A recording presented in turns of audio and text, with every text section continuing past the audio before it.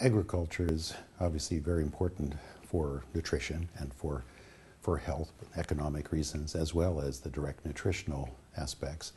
I think the promotion of improved crops and additional crop production is very important and contributes to income. We have to also, though, be sensitive to the nutritional aspects to be sure that the new crops that are being produced by populations, especially in low-income countries, really are contributing to their nutritional outcomes and to the family in that way. So it's not only about producing more calories or more of the particular commodity, but we have to have a sensitive approach in regard to the nutritional aspects. There are many aspects of nutrition that are important. Some are very obvious. Children who are very malnourished, wasted, you can see they're very thin. They may have other obvious consequences of the malnutrition, but hidden hunger refers to vitamin and mineral deficiencies.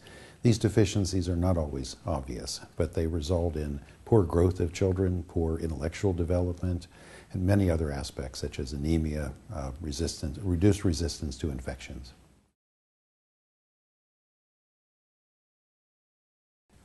We talk about a critical window for the growth and development of individuals.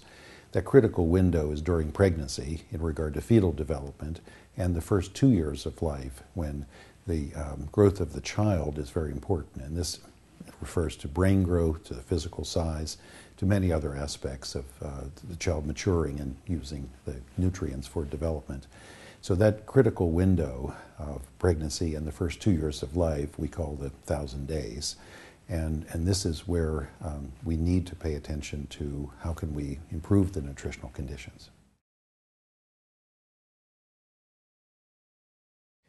The priority interventions for addressing maternal and child undernutrition include good diet during pregnancy, in fact also pre-pregnancy, because the condition of the mother at the time she becomes pregnant is also important for fetal development. But then after birth, babies need to be breastfed, and especially exclusively breastfed for the first 6 months, and then continued breastfeeding after that. And after 6 months, babies need to have a very good complementary diet with appropriate quality foods that contain the vitamins and minerals that they need to grow and develop. There is now much more attention to nutritional aspects, and I think that's very welcome. I think many countries, including Canada, have made a major investment in the nutrition programs that the countries around the world need. And some of this is in regard to food production, but in addition to that, being sensitive to the nutritional aspects and having the foods produced, having the right quality and composition of vitamins and minerals is really critical. And then to the extent that one needs to have supplements, providing those supplements such as vitamin A and zinc and iron in some places.